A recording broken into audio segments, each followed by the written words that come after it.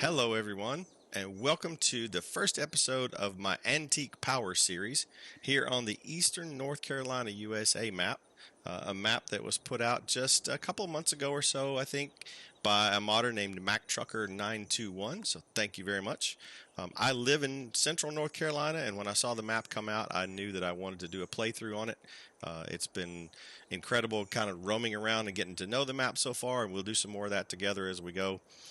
So I wanted to give you a little bit of a tour of the farm and the equipment that we're going to be working with. I decided on this particular save that I wanted to go old iron, antique, vintage equipment. I've done several game saves with the brand newest and latest 9RXs and quad tracks and all of the big stuff. And that's a lot of fun, but I decided that I wanted to kind of get back to how I grew up farming with my dad in the 70s and 80s. And so what you're going to see, we've left all the buildings intact from the new farmer mode for this particular map, but I've switched out all the equipment to be things that I either used or we owned or we saw around our area growing up in central Kentucky and farming. And so with that, let's get on with the tour and show you what we got going. We'll start off with this truck, and my absolute favorite truck vehicle mod for Farming Simulator is this TLX 3500, and it came out of 82 Studio. They did such a great job doing this model. It's configurable. It's a lot of fun, and it fits into my vintage motif, so to speak, because the front end of it to me reminds me of the Dodge pickups that were produced in the early to mid 90s. And I know you may say, well, that's not really vintage, but technically to be an antique you only have to be about, I think, 25 years old is the rule. So if it's not, it's really close. So for the sake of this, we're going to go with it. It's super useful, and I couldn't imagine doing another truck mod without on this map, because I just use it so much and I love it. Moving on to some of the tractors that we're going to be using, you'll see right away we've got an M Farmall. That particular mod is from EY Modding. Such a great job putting that together. They also did an H, I think, or there was an H mod that came out a few months before. This has been a lot of fun. This is the tractor that I grew up using. My dad had one of these. It was a 1939 model. They were produced from 39 to 54. His was the first year model, and it was a super strong, super reliable piece of machinery. We used that thing. I think he bought it in spring of 1974. And we used it until we stopped farming and moved out of state for his full-time job in 1987. And so we used this thing for hauling hay, pulling wagons as we harvested tobacco and got them back to the barn to hang and cure. We even hauled some cherry logs from trees that we had harvested and hauled them to a sawmill to make lumber out of them. We used this thing for absolutely everything. And I know for a fact that the gentleman that bought it when we sold out of and stopped farming, he used it on his farm every day for over 20 years. And it just was a solid piece of machinery. And I just love them. I really wish I could get it back and restore it. Let's see. I don't remember if I said or not, but that's from EY Modding, right? Okay. This next one is also from EY Modding, a little Massey Ferguson 135. These are a little bit newer than the M's. They were produced from 64 to 75. We didn't have one of these, but we had an extended family member that did. And the story goes that one day he accidentally let his roll into a pond, and I assume they got it out and put it back together and got it running again, because it was in my memory banks of when I was growing up. So I think that's something he probably didn't live down very quickly. All right, we'll step right around here. We've got a John Deere 730 diesel. This is the tractor that my dad had right before he traded for the M. I have a picture of this when I was a picture of me sitting on this when I was less than 3 years old out in front of our house, and I think that was taken just before he traded it. They took my picture on it before they delivered the M and took this one back to the dealership. So when I saw that particular mod, I had to throw it on the map.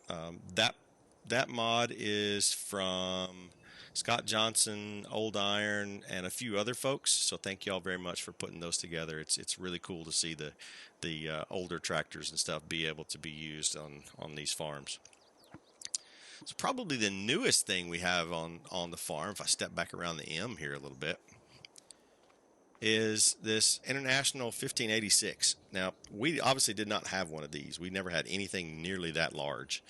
But this is my favorite tractor from the, let's see, when that one was from 76 to 81, they made those. And in the 70s, 80s, that was my favorite tractor. I just love the look of them. I even still to this day have the RDAllen metal toy of this particular tractor in a box in the attic. And so I knew we were going to need to do some things like rolling and stuff, and so we're going to need something a little bit larger. So even though we didn't personally have something this big, we had some friends that had some smaller versions, like the 986, and I think there was maybe a 686 was the smallest version, if I remember right. But in any case, I wanted to put that on the farm because I just love the style, and the inside is done very, very well. And this one is from a modder named Julian F. Modding.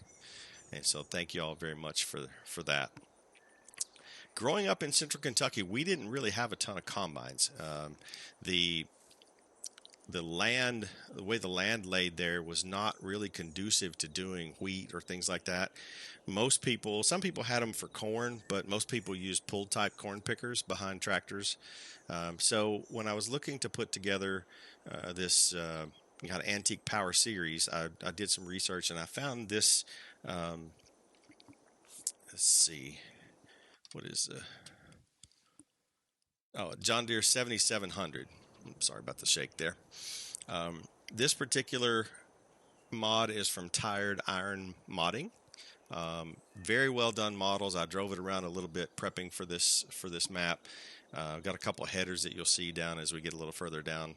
And so this particular one is the 1971-72 version. And since it does get warm in the summer in North Carolina, I went ahead and sprang the extra money for the AC inside the cab. So we're going to be putting this thing to use very, very quickly here as we get moving, because we have a lot of stuff to harvest, and we need to get that done. So we'll see this thing in action here just very shortly. Stepping on around, we have a John Deere 4020 diesel. I didn't have one of these, but again, this is one of those other toys that I had growing up, and I saw the mod, and I was like, we really absolutely need to put that in here, because the styling on these when they came out, which they were built from 1963 to 1972, this hood styling and things was just unique, and I just love it. I've been driving it around the farm, moving some equipment around, using it, and the first person view looking out over the hood is just incredible. So we're going to be taking advantage of that thing as well here before very long at all. So that's pretty well it for the actual tractors. I'm going to step right back here behind the 4020, and there's a seeder. So this particular type of seeder is really not very popular in kind of the base game and the more popular mods for Farming Simulator. But this type thing is actually what we saw as we were farming in central Kentucky, whether you were sowing hay fields or whatever. This is the design and the format, if you will, of the seeders that I saw when I was growing up. This particular one is a John Deere 8350, and it's put out by a modder named Arm Team. So thank you very much. It does have, it is direct drill capable, as well as onboard fertilizer and seed, so that'll come in handy. It's not as wide as the huge ones that you get, right? But we'll look at the field layouts and sizes, and I think maybe you'll see that it'll probably be okay. Okay, I'm going to kind of skip that. That's a base game tedder. We didn't do any kind of tedding at when I grew up. We would cut the hay, let it lay in the field and dry, and then um, a lot of times, at least early on, we'd run a mower that you're going to see here in a second, and what we called a conditioner, which was just a couple of wheels that picked up the hay and squeezed some water out of it and laid it back down. And later on, we got a hay bind. So this is just a base game. I think it's next to the smallest, just something that because that's a game requirement. In order to get hay, you have to run a tedder over it. But we would not have done that when I was growing up. Okay, this freaky looking thing here is what you all call in the game a windrower. Now, when I grew up, we called them hay rakes because it raked it up in a pile. I mean, it's simple. I saw a few of this particular style when I was growing up, and my dad made the comment that this particular style you couldn't get within 20 feet of a fence or you would hang up in it. So I saw this particular mod. I was like, all right, that's a vintage type that I've at least seen. The types of hay rakes that we used, I couldn't find a mod. I think ours was a New Holland brand, but in any case, so that's what we're going to be using to make the windrows for hay baling. And that's a standard base game roller and a standard base game sprayer pack, with the exception of that one is using the precision sprayer pack for weed spot spraying. But other than that, it is a base game thing, so we're going to kind of skip it and move on. Okay, let's see. Let's turn around here. This is a 9 foot or so, like 3 meter wheel disc. It is a McCormick International number 37 from a modder named Adams Kong. My dad had something very similar to this growing up. His was a 6 foot version, but it had a hydraulic cylinder on it that would raise and lower the wheels. We pulled it behind the M and a few other things. The M pulled it really, really well. Had some concrete blocks laying up on it to give it some extra weight so that it would dig in a little better. But this is about the closest thing that I could find to the disc that I grew up, with my dad having. And then this New Holland thing here, in the game it's known as a forage harvester. We always called them silage choppers, and it's because I only ever saw people, cut corn with them and to make silage. So that's what I called them all the way up until I started playing Farming Simulator, because I didn't know there was another term. But in any case, this is a pull type that swings out to the side, and then you actually has a hitch on the back of it where you can hook your wagon to blow directly into the wagon if you want to. This is the almost verbatim model of what I remember seeing growing up. The people that had large cornfields and would make silage for cattle and stuff. And so I had another one originally, and then I ran across this one. I was like, oh, that's more kind of what I'm looking for. So we put that in here. We've got a large cornfield that you'll see in a bit, so I'm gonna do some of it in just with the combine, and I'm gonna do some of it with the silage chopper, and we'll see what we can do. But looking forward to seeing how that thing operates. Okay, so that's it for the upper shed. Let's go down the hill to the lower shed, and we'll talk through some things down here. And I'm going to start with this mowing. We call them mowing machines, but it's a mower. That particular one is the silage chopper is from Skywalker Farms. Before I get too far along, let me make sure I say that. This particular type of mower is what most family farms and small farms in central Kentucky had in the 30s, 40s, 50s, and all the way up probably into the 70s. We had this when I first started farming. Dad would pull something similar to it. It actually wasn't a 3-point version because the M didn't have a 3-point hitch on it, but it trailed and lifted itself with hydraulics. The same idea, sickle bar mower, mowing machine, whatever you want to call it, would basically just cut the grass and drop it right there. And then I would come over it with the conditioner, like I mentioned, in another tractor, and then we let it set a few days. But I saw this, and I was like, all right, that's pretty period right for for the types of equipment we use. This one is blue. I have no idea what the color was on ours because it was rust basically. But we've mowed acres and acres, hundreds of acres of hay with that kind of stuff. And then moving on to the baler. So our baler that we had, I think was a New Holland brand, but it was the same kind of shape and it swung out to the side. You get the idea, same design, right? So I found this one. This particular baler is from Rooster Mods, which there's a couple you'll hear that name as we go through this. Looking forward to playing with this one a lot because this brings back a lot of memories. I've spent a lot of time in hay fields with this extended chute. Either driving myself or being on the wagon with Dad and somebody else driving. We've got a couple of headers for the combine up that you saw up top. Grain header and corn header. Got a little close parking right there with that one. This particular gooseneck trailer is also from 82 Studio.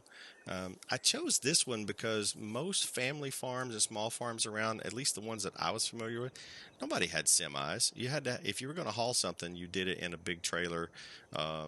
So I thought, well, the TLX has got the utility bed and the gooseneck attachment there, so we use this and we get ready to haul stuff to sell.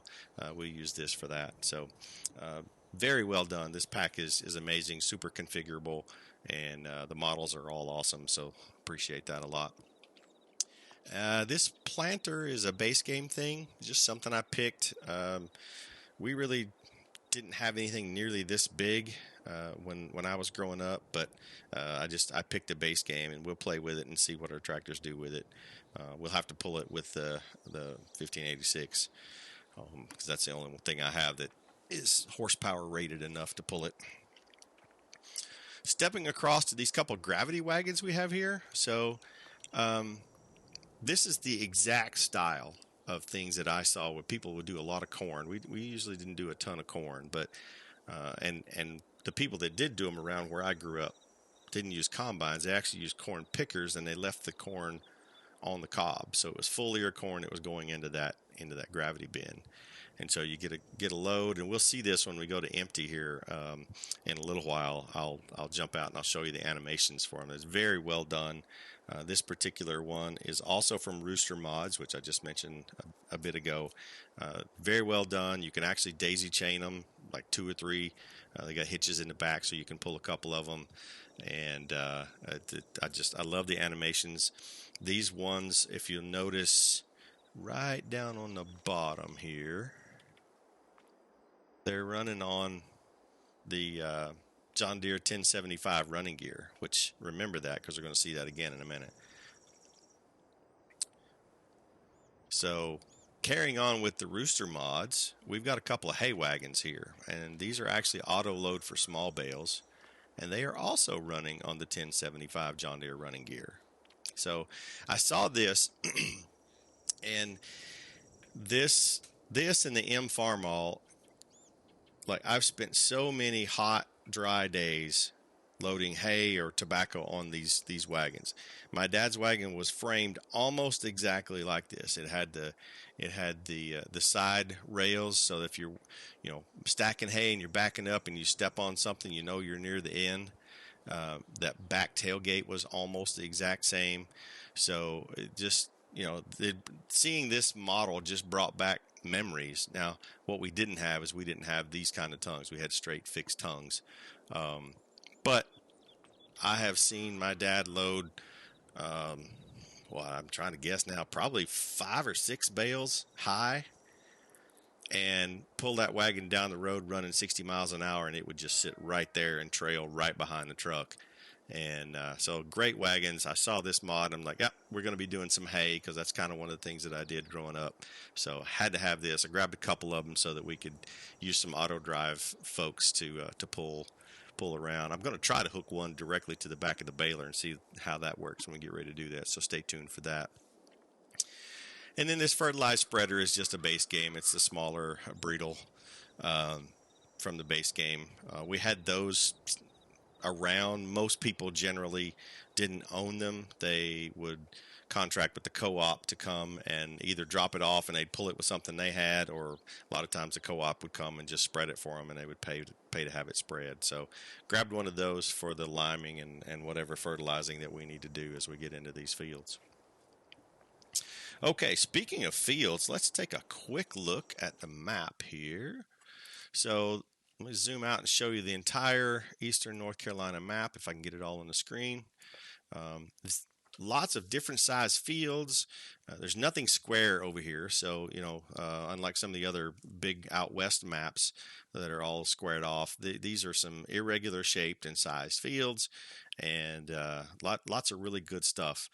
This particular 4-lane divided highway that runs through here is actually US Highway 64. There's signs on it out there. I won't take you out there and make you watch me drive to see a sign, but there's signs for US Highway 64, very detailed, very authentic. Like the first time I drove down this, I was like, that feels like Highway 64 going out toward the Outer Banks. And sure enough, I passed a sign that said Highway 64, and there it was. So super kudos to Mack Trucker for the detail that went into this map. So what we own, so our main farm is here in the middle, and so I own a few fields just around the main farm. There's corn in that one. That's a hay field. I think this one is maybe wheat. These two are barley, and I'd have to go back and see for sure. We'll see in a minute. But a lot of this is ready for harvest now, and the corn being the exception. It'll be in a few months. But so we're going to get into some of that harvesting with the combines and stuff very shortly. If we skip up to this field calculator mod that I have installed, you can see the sizes.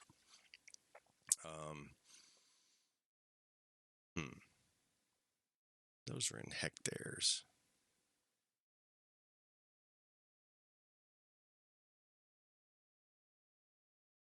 Okay, I thought that was acres, but whatever. So not too big of fields. We own 24, 5, 6, 7, 28, 29, and 30 right around the main farm. 27 is a little bit weird because if you notice, this is all field 27 here. But then like 74 and the farm is dead center of it. So it actually wraps around and the road bisects it. So that's going to be a little bit interesting to deal with. We have precision farming set up. We don't have much data yet because we haven't done anything, but we have that. We've got some auto drive points that we're going to be using. Let's skip over here to the main silo. You can see we've got a nice, what is it, 1 million liters? Too many zeros. It's either 1 million or 10 million. It'd be plenty for what we want to do for this farm. So we've got auto drive points set up for that. So I think we're just about ready to start the clock, 8 o'clock on August morning, and get started some of this. So the next episode, we're going to crank up some equipment. We're going to get some auto drive people started, and we're going to see if we can't harvest some of this stuff before it gets too late. So looking forward to this playthrough. Thank you all very much. Appreciate your time, and we will see you next time.